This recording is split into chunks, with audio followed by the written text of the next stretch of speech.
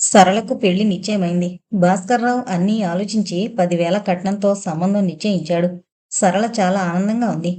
పెళ్ళికొడుకు నీకు నచ్చాడా అని యథాలాపంగా అడిగింది అమృత. ఎంఏ పాస్ అయ్యాడు. క్వాలిటీ ఇన్స్పెక్టర్గా ఉన్నాడు. బాగా సంపాదిస్తాడట అన్నయ్య చెప్పాడు. ఎందుకు నచ్చడు? గొప్పగా అంది సరళ.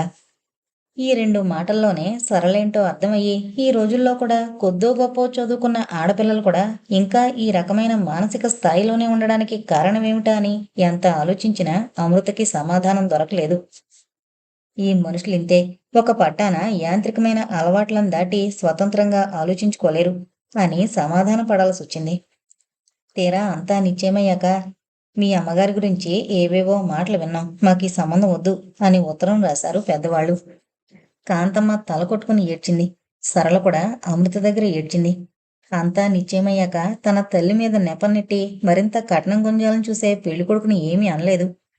చూడు, ఇదంతా అన్నయ్య మూలంగానే జరిగింది. ఇంత చేసినవాడు మరొక 2,000 ఇచ్చి సమాధాన పడకూడదు అని ఏడ్చింది. అమృత మరోసారి ఆశ్చర్యం తప్ప ఏమీ మాట్లాడలేకపోయింది. చేసేది లేక మధ్యవర్తుల ద్వారా కట్నం ఇంకా ఎక్కువిస్తామని, కుదిరిన సంబంధం చెడగొట్టుకోవద్దని కబురు పంపించాడు భాస్కర్రావు. వాళ్ళు 5,000 ఇంకా ఎక్కువ అడిగారు. 2,000 కంటే ఎక్కువ ఇచ్చుకోలేనన్నాడు భాస్కర్రావు. బేరం సాగి సాగి చివరకు 3,000కు సెటిలైంది. ఎలాగైతేనేం సరళ పెళ్లి ముహూర్తం కూడా నిశ్చయించారు. పెళ్లివారు తరలి వచ్చారు.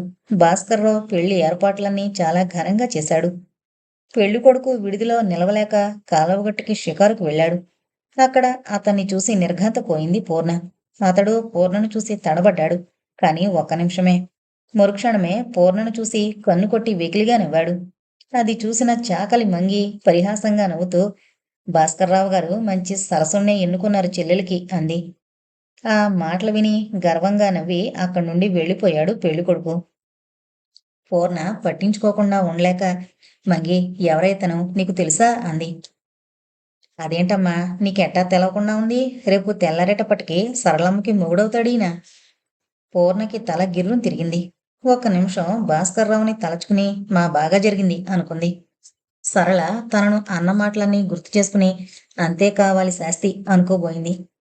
కాని ఎంత ప్రయత్నించినా స్థిమిత పడలేకపోయింది. ఒక అమాయకురాలి బ్రతుకు నాశనం కాబోతుంటే తెలిసి తెలిసి ఊరుకోలేకపోయింది. భాస్కర్రావు ఇంటికి బయలుదేరింది. పూర్ణను చూసింది అమృత. గతుక్కుమంది. ఆ సమయంలో ఆ ఇంటికి పూర్ణ రాక ఎందుకో అమృతకేమీ అర్థం కాలేదు. అల్లరి పెట్టి గొడవ చేసి సరళ పెళ్లి చెడగొట్టాలనుకుంటుందా?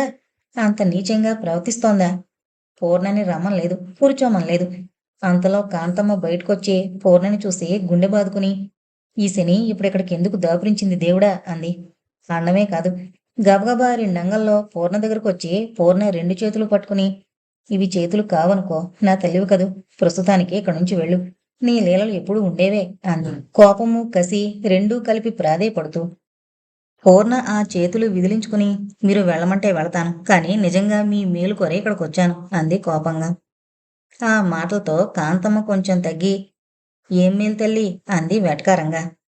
చాచి కాంతమ్మ చెంప మీద చెళ్ళున కొట్టాలనే కోపం నిగ్రహించుకుని, మీ అల్లుడికి, అదే కాబోయే అల్లుడికి అదివరకే పెళ్ళయింది. అతన్ని, అతడి పెళ్ళాన్ని నేను కళ్ళారా చూశాను. చూసి చూసి ఒక ఆడదాని బ్రతుకు నాశనం చేయలేక వచ్చి చెప్పాను అంది. కాంతమ్మ గుండె బాదుకుంటూ ఏడుస్తూ లోపలికి పరిగెత్తింది. పెళ్లి పందిట్లో హాహాకారాలు చెలరేగాయి. ఆడపెళ్లివారి తాలూకా పెద్ద మనుషులు పెళ్లికొడుకును నిలదీసి, నీకిదివరకే పెళ్ళయిందా అని అడిగారు. పెళ్లికొడుకు పొగరుగా, ఎవరు చెప్పారు? గవర్నమెంట్ ఉద్యోగిని. పెళ్లి మీద పెళ్లి చేసుకుంటే ఉద్యోగం ఊడుతుందని తెలీదా? అంత పిచ్చివాణ్ణా అన్నాడు. అయితే ఆ దౌర్భాగ్యురాలు లేనిపోనివి కల్పించి చెబుతుందన్నమాట అన్నారు ఇంకొకరు. అందులో సందేహమేముంది? ఆ మహాతల్లి ఇలాంటివి ఎన్ని చేయలేదు అన్నారు మరొకరు. అదెవరితో నాకు చూపించండి, మక్కిలెరగదంతాను అన్నాడు పెళ్లికొడుకు. నలుగురు పెళ్లికొడుకుని పూర్ణ ముందుకు తీసుకొచ్చారు. పెళ్లికొడుకు పూర్ణను చూసి గతుక్కుమని అంతలో నవ్వి, నువ్వా అన్నాడు. నీకు తెలుసా ఇది అన్నారు పెద్దోళ్ళ ఒకరు చాలా ఉత్సాహంగా. నాకు కాదు గాని నా స్నేహితుడికి తెలుసు. పూర్ణను చూసి వెటకారంగా నవ్వుతూ అన్నాడు పెళ్లికొడుకు. ఎక్కడ, ఎలాగా, ఎప్పుడు? పెళ్లి మాట కూడా మరిచిపోయి కుతూహలంగా అడిగాడు మరొక పెద్ద మనిషి. కాంతమ్మ తల కొట్టుకుని, ఎంతకు పూర్ణ అబద్ధమాడుతోందా? తనండి 4 అంది. పెళ్లికొచ్చిన ఒక పెద్ద ముత్తైదువ గబగబా పూర్ణ దగ్గరకొచ్చి ఆ చెంప ఈ చెంప వాయించి, బడవకాన ఇలాంటి వెధవ మాటలన్నీ మాట్లాడి పెళ్లి పాడు చేస్తావా అంది. పెళ్లి కొడుకు గబగబా ముందుకొచ్చి పూర్ణను ఆ ముత్తైదు చేతుల్లో నుంచి విడిపించి, పాపం కొట్టకండి, ఆ అమ్మాయి అబద్ధం చెప్పడం లేదు అన్నాడు. ఏంటయ్యా ఇది, పెళ్లి కాలేదంటావ్, ఆ అమ్మాయి అబద్ధం చెప్పడం లేదంటావ్, ఏంటి సంగతి? ఆడపెళ్లివారి తాలూకా ఒక పెద్ద మనిషి నిలేశాడు. అసలు సంగతి చెబుతున్నానుగా. ఆ రోజు హోటల్లో నాతో పాటు రూంలో ఉన్న ఆడమనిషి నా భార్యనే చెప్పాను అందరికీ. అలా చెప్పకపోతే ఎలా? ఒక రూంలో ఉండనీరుగా. ఈ అమ్మాయి నా ఫ్రెండ్ అని అలా చెప్పనీ లేదు. అందుకే పాపం వాళ్ళు వేరువేరు రూమ్స్లో ఉండవలసి వచ్చింది. తాపీగా నిలబడి దర్జాగా చెప్పాడు పెళ్ళికొడుకు. అమృత జుగుప్సతో కంపించిపోతూ, చిచ్చి, ఈ పెళ్లి ఆఫ్ చేయండి, ఇలాంటి సంబంధం వద్దు అంది. కాంతమ్మ దిగులుగా, అదెలా, పీటల మీద పెళ్లి చెడిపోతే పరువు ప్రతిష్టలు ఏమవుతాయి, ఆ అమ్మాయికి మళ్ళీ పెళ్ళవుతుందా అంది. అయినా అతడు పెళ్లి చేసుకోలేదటగా, ఊరికే తిరిగాడట అన్నారు ఆడ మగ పెళ్లి పెద్దలందరూ. అందులో తప్పేముంది అన్నట్లు. ఈ ధోరణి చూసి అమృత హడలిపోతూ సరళ దగ్గరకొచ్చి, సరళ, నీకు కాబోయే వరుడు అంటూ ఏదో చెప్పబోతుండగానే సరళ కళ్ళు తుడుచుకుంటూ, అంతా విన్నాను అంది. విన్నావా? అయితే వెంటనే ఈ పెళ్ళొద్దని మీ అమ్మగారితోనూ అన్నయ్యతోనూ చెప్పు. చూస్తూ చూస్తూ అలాంటి చండాలుణ్ణి ఎలా పెళ్లి చేసుకుంటావ్? ఎలా? ఏం చేయగలను? పీటల మీద పెళ్ళాగిపోతే నాకు మళ్ళీ పెళ్లి ఎలా అవుతుంది? ఏడుస్తూ ఆకుపచ్చరాళ్ల నెక్లెస్ మెడలో సర్దుకుంది సరళ. నిర్ఘాంతపోయిన అమృత అక్కడ నిలబడలేకొచ్చేసింది. ముహూర్తం మించిపోతుందని గొడవ చేశాడు పురోహితుడు. మండపంలోకి రండి అని పెళ్ళికొడుకుని ఆహ్వానించారు పెళ్లి పెద్దలు. పెళ్ళికొడుకు వెంటనే కదలకుండా, పూర్ణ, నిన్ను ఆ రాక్షసుల చేతుల్లోంచి తప్పించాను, లేకపోతే నిన్ను చావబాదేసేవారు. ఎప్పుడో వచ్చి నా బాకీ వసూలు చేసుకుంటాను అన్నాడు కన్నుకొట్టి నవ్వుతూ. చుట్టుపక్కల వాళ్ళు సరదాగా నవ్వారు. పెళ్లి పెద్దలు ముహూర్తం మించిపోతుందని పెళ్ళికొడుకుని లాక్కుపోయారు. అమృత, పూర్ణ మిగిలారు ఎదురెదురుగా. వాళ్ళిద్దరూ వేరువేరు గదుల్లో ఉన్నారు అని పెళ్ళికొడుకు చెప్పింది వినలేదా ఈ మంద? ఇంకా పాపం పూర్ణని ఎలా అవమానించగలుగుతున్నారు అని ఆలోచిస్తోంది అమృత. నేను పెళ్ళాడాలి అనుకున్న వ్యక్తికి ఇదివరకే పెళ్ళయిందని గ్రహించి తప్పుకొచ్చేసిన నేను పతితను, కులటను. బేరాలాడి కట్నం గుంజుకుని బహిరంగంగా తన వ్యభిచారాన్ని చాటుకుంటున్న వ్యక్తిని మనసనేది లేకుండా పెళ్లి చేసుకుంటున్న సరళ ఉత్తమురాలు. ఏంటి వ్యవస్థ? ఇదిలా ఉండడానికి కారకులెవరు అని కుమిలిపోతోంది పూర్ణ. పెళ్లి పందిట్లో నుండి మంగళ వాయిద్యాలు బోరున వినిపిస్తున్నాయి, అన్నింటినీ మింగేస్తూ. అమ్మవారి గుడి ఆవరణలో దగ్గర దగ్గర 25 కొబ్బరి చెట్ల దాకా ఉన్నాయి. అవన్నీ అమ్మవారి చెట్లని, ఆ కాయలను ఎవరైనా వాడుకుంటే కళ్ళు పోతాయని నమ్మకం ప్రబలుంది గ్రామీణుల్లో. ఆ కొబ్బరికాయలను అమ్మవారికి కొడతారు. తర్వాత ఆ కొబ్బరి చెప్పలను భాస్కర్రావు లాంటి ఊరి పెద్దలు చవగ్గామి డబ్బు చేసుకుంటారు. ఇదంతా చూసిన అమృత ఆ కొబ్బరి చెట్లు కలరావాత పడిన కుటుంబాలకు చెందేలా దరఖాస్తులు పెట్టించి శాంక్షన్ చేయించింది. అయినా ఆ కొబ్బరి చెట్లు ముట్టుకోవడానికి ఆ అమాయకులకు భయమే. ఏమో, ఏమవుతుందో, అమ్మవారికి ఆగ్రహం వస్తే ఏమైనా చేస్తుంది. వీళ్ళ భయాలను తమ స్వార్థం కోసం మరింత ఎగదోస్తున్నారు భాస్కర్రావు లాంటి వాళ్ళు. విదపకాలం వచ్చి పడిందిరా, బొత్తిగా దేవుడు, దెయ్యము, భయము, భక్తి లేకుండా పోతున్నాయి. అనుభవించినప్పుడు కానీ తెలిసి రాదు, అందుకే వెధవ జాతకాలు ఇలా ఉన్నాయి అంటున్నారు. ఇదంతా చూసి అమృత తెగించి తనే ఆ కొబ్బరికాయలు కోయించి ఆ కుటుంబాల పిల్లలందరికీ పంచిపెట్టింది. ఆ పిల్లలు సుఖంగా తిన్నారు. కానీ తల్లిదండ్రులు మాత్రం అమృత మీద విరుచుకుపడ్డారు. ఆ యమ్మకి కోపమొచ్చి మా సంతానాన్ని మింగేస్తే ఏటి గతి అని ఏడ్చినంత పనిచేశారు. ఆ అమాయకత్వాన్ని చూస్తుంటే అమృతకి కోపం రావడానికి బదులు జాలి, బాధ కలిగాయి. అమ్మవారు నాకు కలలో కనపడి, ఈ ఊరి వాళ్ళు చాలా మంచివాళ్ళు, ముఖ్యంగా గూడెం వాళ్ళు చాలా మంచివాళ్ళు, ఎవరు వద్దన్నా, ఎందుకు వద్దన్నా, ఎన్ని కష్టాల్లో ఉన్నా నాకు జాతరలు చేస్తారు, అంచేత నా కొబ్బరి చెట్ల కాయలన్నీ వాళ్ళకే చెందాలి అని చెప్పింది. అందుచేతనే నేనంత ప్రయత్నం చేసి చెట్లు మీకు చెందేలా చేశాను అని చెప్పింది. జనమంతా అమృత మాటలు నమ్మారు. అమృత అబద్ధమాడదని వాళ్ళ నమ్మకం. అంతేకాదు, వాళ్ళ మనసంతా ఆ కాయల మీదే ఉంది. తీసుకోవడానికి భయం అడ్డొస్తోంది. ఆ భయం పోగొట్టగలిగే ఏ చిన్న ఆధారమైనా సరే వాళ్ళు అందుకోవడానికి సిద్ధంగా ఉన్నారు. అమృత మాటలతో ధైర్యం తెచ్చుకుని ఆ కాయలు జంకుతూనే వాడడం మొదలుపెట్టారు. ఏ ఉపద్రవమూ జరగలేదు. భాస్కర్రావు లాంటి వాళ్ళ శాపనార్థాలు శాపనార్థాలుగానే మిగిలిపోయాయి. 3 నెలలు పూర్తయ్యాయి. రామకృష్ణ విడుదలయ్యాడు. జైలు దగ్గరికి తనను ఆహ్వానించడానికొచ్చిన జన సమూహాన్ని చూసి రామకృష్ణ ఆశ్చర్యపోయాడు. ఆ రోజు మూర్ఖంగా తాము చెబుతున్నదేమిటో తమకు తెలియకుండా సాక్ష్యం చెప్పి తాను జైలుకు వెళ్ళడానికి కారణమైన వాళ్ళందరూ పూలదండలతో నిలబడున్నారు. అమృత, పూర్ణ ఒకరి పక్కన మరొకరు నిలబడున్నారు. రామకృష్ణ చాలా సంతోషంగా ఊళ్ళోకొచ్చాడు. 3 నెలల కాలంలో ఊళ్ళో వచ్చిన మార్పులు అతనికి చాలా ఆశ్చర్యం కలిగించాయి. గూడెంలో ఒక విధమైన నవచైతన్యం కనిపిస్తోంది. తాము మనుషులే కానట్లు, ఒక విధమైన క్రిమి కీటకాలు అయినట్లు చిత్తం చిత్తం అంటూ పెద్దలందరికీ సాగిలపడి దండాలు పెట్టడం లేదు. అసలు పెద్దలే అధికారంతో ఆ పనికి ఈ పనికి రమ్మని వెనకట్లా పురమాయించలేకపోతున్నారు. ఒకవేళ చెప్పినా కూలి జనం వెనకట్లా అగ్గగలాడుతూ చిత్తం అనడం లేదు. మాకు పనులున్నాయి బాబుగారు అని నిర్భయంగా చెప్పగలుగుతున్నారు. అన్నింటికంటే అమ్మవారి గుడి ఆవరణలో కొబ్బరి చెట్లు కలరా బాధితుల కుటుంబాల వాళ్ళు ఉపయోగించుకోవడం రామకృష్ణకు ఆనందాన్ని, ఆశ్చర్యాన్ని కూడా కలిగించింది. ఎన్నో సంవత్సరాలుగా ఆ కాయలు అమ్మవారి నైవేద్యానికి తప్ప ఉపయోగించకూడదనే నమ్మకం అందరిలోనూ బలపడిపోయింది. ఆ నైవేద్యం పేరు చెప్పి అది కూడా ఒక వ్యాపారంగా మార్చుకుంటున్నారు పెద్ద మనుషులు. అలా నమ్మకం నశించిందంటే నమ్మలేకపోతున్నాడు. ఎలా సాధించావిది అని అడిగాడు ఆశ్చర్యంగా. అమృత తన కల గురించి చెప్పింది. రామకృష్ణ కళ్ళు పెద్దవి చేసి, అమ్మవారు నీకు కలలో సాక్షాత్కరించిందా? నీ భక్తికి మెచ్చి అన్నాడు. అమృత నవ్వి, ఆ సాక్షాత్కరించింది. సాక్షాత్కరించింది అని శ్రీకృష్ణుడు ధర్మరాజుతో దగ్గరుండి అబద్ధం ఆడించాడు. ధర్మం అధర్మాన్ని జయించడానికి కొన్ని సందర్భాల్లో అధర్మాన్నే ఆశ్రయించాల్సి వస్తుంది. అలాగే విజ్ఞానం మూర్ఖత్వాన్ని నాశనం చేయడానికి కొన్ని సందర్భాల్లో మూర్ఖత్వాన్నే ఆధారం చేసుకోవాలి అని చెప్పింది. రామకృష్ణ ఆనందంతో వల్లి అన్నాడు ఆప్యాయంగా.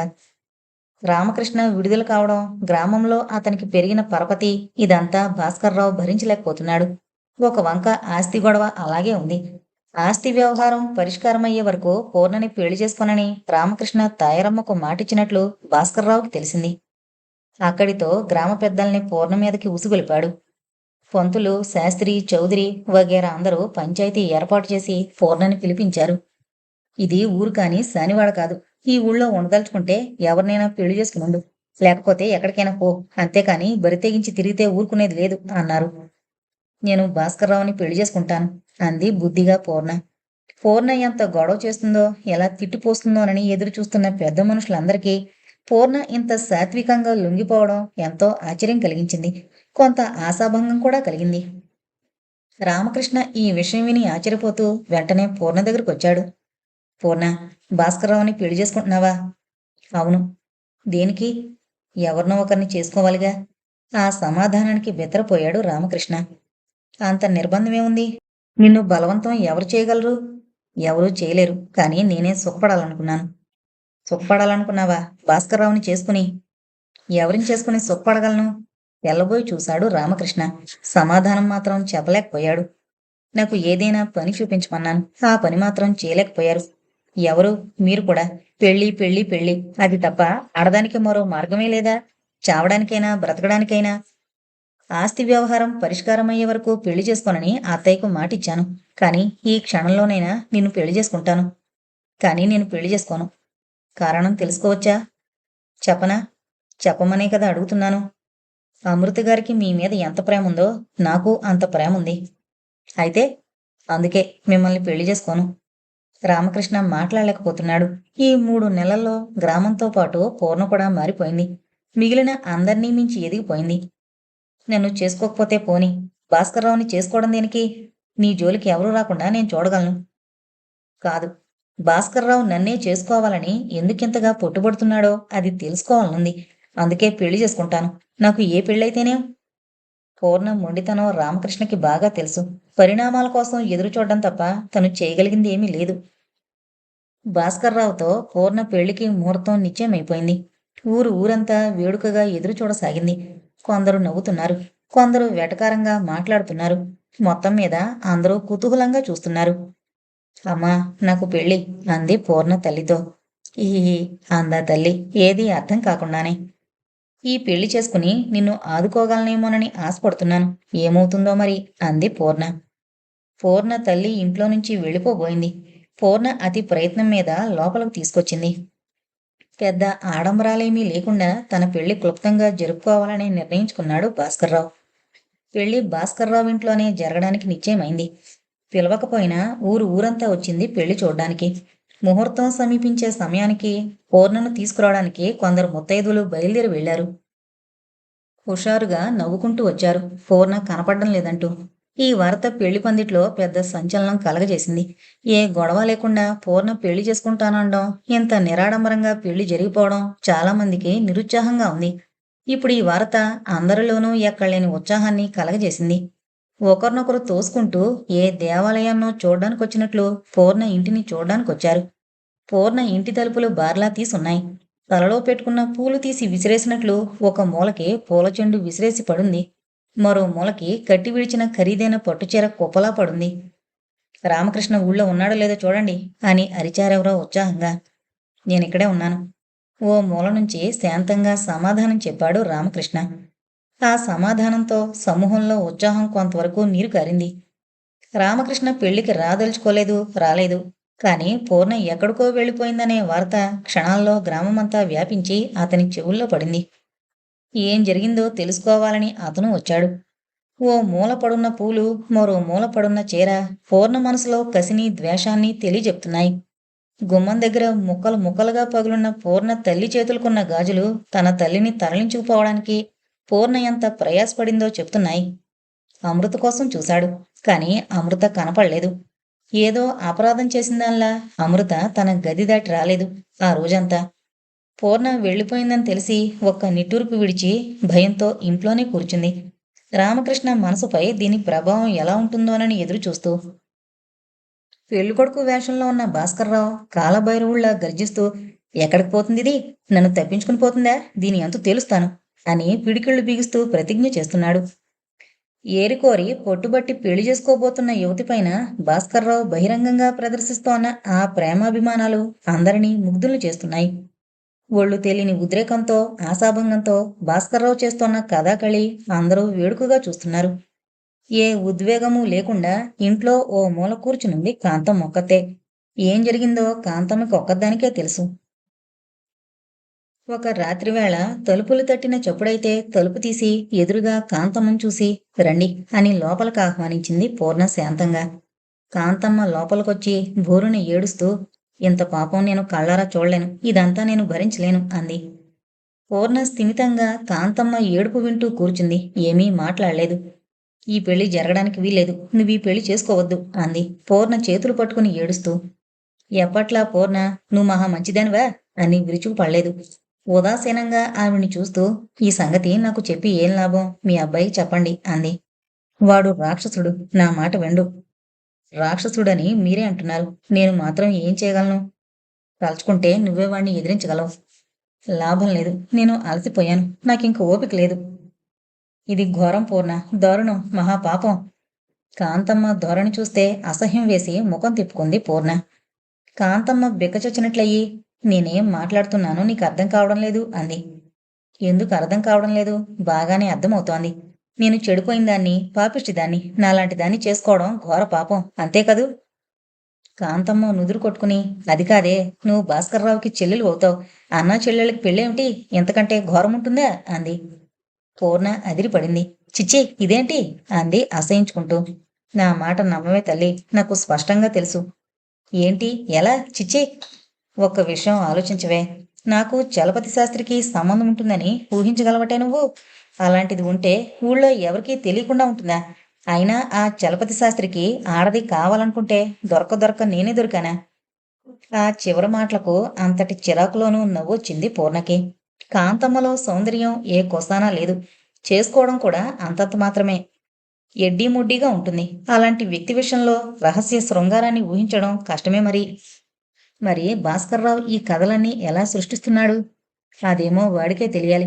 వాడికి డబ్బు ముందు మరీ ఉచ్చం నీచం తెలీదు. నా బ్రతికెలా బజార్న పెట్టద్దని నెత్తి నోరు కొట్టుకుని ఏడ్చాను. ఏమన్నాడో తెలుసా? నీ గురించి ఎవరికి తెలీదమ్మా, నిన్ను గురించి ఎవరేమనుకుంటారు, ఈ గొడవల్లో కల్పించుకోకు అన్నాడు. నేనన్నదానికి కాదన్నావంటే చూసుకో అని కొసరుకున్నాడు. ఈ వయసులో కన్న కొడుకుని కాదని ఏమైపోనే తల్లి, అందుకనే నోరు మూసుకుని లోలోపల కుమిలిపోతున్నాను. వాడితోనే అన్నాను, పూర్ణ నీ చెల్లెలవుతుందిరా, దాంతో పెళ్ళేమిట్రా, ఇదెక్కడ ఘోరంరా అని. నీకేం తెలీదమ్మా. పూర్ణని నేను పెళ్లి చేసుకుంటుంది సంసారం చేయడానికనుకుంటున్నావా? చూస్తూ ఉండు. నీకే తెలుస్తుంది అన్నాడు. నాకేంటో చాలా భయంగా ఉంది. పూర్ణ, వద్దే, ఈ పెళ్లి చేసుకోకు. పూర్ణకి ఈ మాటలేమీ చెవిన పడ్డం లేదు. అయోమయంగా కాంతమ్మని చూస్తూ, నేను భాస్కర్రావు చెల్లెల్నా? అంటే అంటే అంది పిచ్చిదానిలా. అయ్యో! ఇంకా నా మాటల్లో నీకు నమ్మకం కలగడం లేదు. మీ అమ్మకి పెళ్లి కాకముందు, పెళ్ళయ్యాక కూడా ఈయన మీ అమ్మ చుట్టూ తిరిగేవాడు. నేను ఎన్నిసార్లు నెత్తి నోరు కొట్టుకుని ఏడ్చానో ఆ బ్రహ్మదేవుడికే తెలియాలి. నా ఉసిరే తగిలిందేమో మీ అమ్మిలా. ఆగిపోయింది కాంతమ్మ. ఇంత గొడవ జరుగుతున్నా తనకేమీ పట్టనట్లు నిద్రపోతున్న తల్లిని శూన్యంగా చూసింది పూర్ణ. అసలు మీ నాన్న దేశాలు పట్టి పోయాడు ఎందుకంటావ్? అతడే ఉంటే అతనితోనే చెప్పిద్దును అన్ని సంగతులు. ఊళ్ళో వాళ్ళకి సంగతులన్నీ తెలుసు. అయితేనేం, ఆ పుణ్యాత్ముడు పోయాడుగా, అందుకని ఆయన గురించి ఏం మాట్లాడరు. పోయిన వాళ్ళందరూ పుణ్యాత్ములే లోకానికి. పూర్ణకి గుండెలు అవిసిపోతున్నాయి. ఊళ్ళో అమ్మలక్కలు తనను ఆడిపోసుకునేటప్పుడు అప్పుడప్పుడు తన తల్లిని కూడా కలిపి మాట్లాడడం గుర్తుకొచ్చింది. జరిగిందేంటో స్పష్టంగా తెలియకపోయినా జరగబోయేదేంటో మాత్రం స్పష్టంగా తెలుస్తూనే ఉంది. భాస్కర్రావు ఏదో కుతంత్రంతోనే ఇంతకు పూనుకున్నాడు. మీరు వెళ్ళండి, ఈ పెళ్లి జరగదు అంది కాంతమ్మతో. కాంతమ్మ కళ్ళు తుడుచుకుంటూ వెళ్ళిపోయింది. చేతిలో ఒక చిన్న సంచి పట్టుకుని మతిలేని తల్లిని అతి ప్రయత్నం మీద నడిపించుకుంటూ దుమ్ము కొట్టుకుపోయిన శరీరంతో చిందరవందరగా ఉన్న జుట్టుతో వచ్చిన పూర్ణని చూసి, ఎవరు మీరు అని అడిగింది ఆశ్చర్యంగా సుమిత్ర. ఆ ప్రశ్న వింటూనే మాన్పడిపోయింది పూర్ణ. అక్కడే నేల మీద కూలబడి, ఇలాంటి ప్రశ్న ఎదుర్కోవాల్సి వస్తుందనుకుంటే ఇంత దూరం శ్రమపడి వచ్చేదాన్ని కాదు. పోనీయండి, కొంచెం మంచినీళ్ళు ఇవ్వండి, త్రాగి వెళ్ళిపోతాను. ఆ మాత్రం శ్రమ పడగలరా అంది. సుమిత్ర పూర్ణని మరోసారి పరీక్షగా చూసి, హా, నువ్వు ఆ అమ్మాయివి కదూ, పాపం. ఎంతో ధైర్యంగా మగవాడి మోసం నుంచి తప్పించుకునొచ్చిన ఊరివాళ్లు మూర్ఖంగా ఆరడి పెడుతుంటే అవస్థలు పడుతోన్న అమ్మాయివి కదూ అంది. పూర్ణ సుమిత్రకి సమాధానం చెప్పగలిగే స్థితిలో లేదు. మానసికమైన చికాకు, ప్రయాణం వల్ల అలసట, తన పేరు కూడా గుర్తులేని ఈ పెద్ద మనిషికి తనేం చెప్పాలి? పూర్ణ తన ప్రశ్నకు సమాధానం చెప్పిందా లేదా అనే విషయాన్ని పట్టించుకోనేలేదు సుమిత్ర. తన ధోరణిలో తను మాట్లాడుకుంటూ పోసాగింది. మీ అమ్మను కూడా తీసుకొచ్చావు కదూ, మంచి పని చేశావు. ఇక్కడ హాస్పిటల్లో జాయిన్ చేయిద్దాం. తప్పకుండా నయమవుతుంది. మీ అమ్మకు మతిస్థిమితం వస్తే నీకు కొండంత బరువు తగినట్లే. అసలు నువ్వు ఆ పల్లెటూళ్ళలో ఉండద్దు. ఏంటో, అభ్యుదయ పథకాలన్నీ పేపర్లో కనిపిస్తాయే కాని నిజంగా పల్లెటూళ్లకు వెళ్ళి చూస్తే ఆ ప్రజల మనస్తత్వాల్లో మార్పు కనిపించనే కనిపించదు.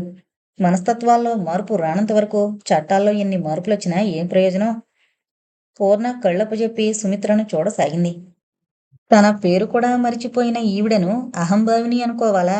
అడగకుండానే తన తల్లిని హాస్పిటల్లో జాయిన్ చేస్తాను అంటూ తన బ్రతుకు చక్కదిద్దాలని ఆరాటపడుతోన్న ఈ మంచి మనసున్న ఈమెను అనురాగమయ్యి అనుకోవాలా?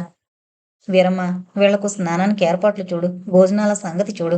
కూరలవి ఏవైనా కావాలంటే బజారుకు వెళ్ళి తీసుకురా అని వీరమ్మతో చెప్పి, స్నానం చేసి భోంచేయండి, ఆ తర్వాత మాట్లాడుకుందాం అని అప్పటి వరకు చదువుతూ వదిలేసిన పుస్తకాన్ని చేతిలోకి తీసుకుని చదువుకుంటూ కూర్చుండిపోయింది. ఎంత వింత మనిషి అనుకుంది పూర్ణ. ఈవిడంటే రామకృష్ణకి ఎంతో గౌరవం. రామకృష్ణ గుర్తుకు రాగానే మనసు ముళ్ళుతో గుచ్చినట్లు విలవిల్లాడింది. భాస్కర్రావుతో తన పెళ్లి ముహూర్తం దాటిపోయింది. ముహూర్త సమయానికి తను కనబడకపోతే ఊరంతా ఎలా అయిపోయిందో, భాస్కర్రావు ఎలా చిందులు తొక్కుతున్నాడో ఆ దృశ్యం ఊహించుకుంటే చాలా సంతృప్తి కలిగింది పూర్ణకి. వీరమ్మ పూర్ణని చాలా ఆదరంగా చూసింది. స్నానం చేసి భోజనాలయ్యాక తన చికాకులన్నీ మరిచి నిద్రపోయింది పూర్ణ. నిద్ర లేచేసరికి సుమిత్ర తయారై ఉంది. నీకోసమే చూస్తున్నాను, త్వరగా తయారవు. మీ అమ్మని మెంటల్ హాస్పిటల్కి తీసుకువెళదాం అంది. సుమిత్ర ఏదో యథాలాపంగా అందే కాని నిజంగా తన తల్లి ఆరోగ్యం గురించి శ్రద్ధ తీసుకుంటుందని పూర్ణ ఆశ పెట్టుకోలేదు. సుమిత్ర నిజంగా బయలుదేరేసరికి ఆనందంతో తబ్బిబ్బైపోయింది. సుమిత్ర సహాయం తీసుకోవడానికి పూర్ణకు ఏ విధమైన సంకోచమూ కలగలేదు. అలా సంకోచం కలిగించేలా లేదు సుమిత్ర అందిస్తోన్న సహాయం. అదీగాక అన్నింటికంటే ప్రస్తుతం తన తల్లి కోలుకోవడం ప్రధానం పూర్ణకి. దేవుడు మేలు చేస్తే ఈ రుణం ఎప్పుడో ఒకప్పుడు ఎలాగో ఒకలా తీర్చుకోలేకపోతుందా? సుమిత్ర సహకారంతో తల్లిని మెంటల్ హాస్పిటల్లో జాయిన్ చేయించింది పూర్ణ. మీ రుణం ఎలా తీర్చుకోగలనో తెలీదు అంది కృతజ్ఞతతో. సుమిత్ర నవ్వి, నువ్వు నా రుణం తీర్చుకోవడం ఏమిటి, నేనే నీ రుణం తీర్చుకుంటున్నాను అంది. మీరు నాకు రుణపడున్నారా? ఆనాడు జ్వరంలో నాకెలా చేశావు? ఓస్, ఆ కాస్త దానికి. పూర్ణ, నాకు లెక్కలు రావమ్మా. పరిమాణాలు కొలుచుకుంటూ దేనికెంతో చూసుకోలేను. అన్నింటికీ అంతరంగమే ప్రమాణం నాకు. పూర్ణ ఇంకేమీ మాట్లాడలేదు. ఈ వ్యక్తి దగ్గర అనవసరంగా కృతజ్ఞతలు ప్రకటించుకోనక్కర్లేదు. ప్రతిఫలాన్ని ఆశించి ఈవిడ తనకేమీ చేయడం లేదు. ఒకవేళ ముందు ముందు తన కృతజ్ఞత చూపకపోయినా ఏమీ అనుకోదేమో. జానకి అలాగే మంచం మీద తీసుకుంటోంది. తనకు డబ్బు పంపడానికి వీలు కాదని నిష్కర్షగా చెప్పింది. ఆ రోగమేమిటో అంతుపట్టడం లేదు. అమృత పల్లెటూళ్ళలోనే ఉద్యోగం చేసుకుంటోంది. ఎప్పట్లా ఉద్యోగానికి రాజీనామా పంపేసింది సుమిత్ర. కానీ మళ్ళీ ఇప్పుడు పూర్ణ తల్లి రావడంతో కొత్త బాధ్యతలు పెరిగాయి. ఖర్చులు పెరిగాయి. ఏంటో జాతకం. ఎప్పటికప్పుడే రాజీనామా ఉపసంహరించుకోక తప్పడం లేదు అని నవ్వుకుంటూ కంపెనీకి ఫోన్ చేసి, సార్, నా రాజీనామా ఉపసంహరించుకుంటున్నాను. రేపటి నుంచి మళ్ళీ ఉద్యోగంలోకి వస్తున్నాను అంది. ఎప్పట్లా అవతల వైపు నుండి నవ్వు వినిపించలేదు. క్షణాలు నిశ్శబ్దంలోకి దొర్లిపోతున్నాయి. సార్ అంది సుమిత్ర నవ్వు గొంతుకతో. సారీ మిస్ సుమిత్ర, మీ పోస్ట్లో మరొకరిని అపాయింట్ చేసేసాం. I am helpless. సుమిత్ర చెయ్యి చల్లగా ఫోన్ చుట్టూ బిగుసుకుపోయింది. అటు ఇటూ కూడా కొన్ని క్షణాలు నిశ్శబ్దంగా గడిచిన తర్వాత అటు ఫోన్ పెట్టేసిన చప్పుడుకు ఉలికిపడి తాను ఫోన్ పెట్టేసింది. ముఖానికి పట్టిన చెమట తుడుచుకుంటూ ఏం పర్వాలేదు అనుకుంది. తనకు తను ధైర్యం చెప్పుకుంటున్నట్లు. ఉద్యోగ ప్రయత్నం ప్రారంభించింది. పూర్ణకు ఉద్యోగం చూస్తానని చెప్పింది. అలాంటిది తనకు ఉద్యోగం దొరకడం ఎంత కష్టమో అనుభవం మీద గ్రహించింది. బ్యాంకులో నిలవేమీ లేదు. కొద్దో గొప్పో అప్పులే ఉన్నాయి. చేతిలో ఉన్న డబ్బు అయిపోయింది. అమ్ముదామన్న ఒంటి మీద నగలేమీ లేవు. జయదేవ్ సుమిత్ర ఎప్పుడు రాజీనామా చేస్తుందా అని కాచుకుని కూర్చున్నాడు. సుమిత్ర రాజీనామా ఇవ్వగానే ఆ పోస్టులో సరోజను వేసేశాడు. ఆ కారణం చేత సుమిత్ర రామారావు గారిని కలుసుకుని మాట్లాడినా ఆయన ఏం చేయలేకపోయారు.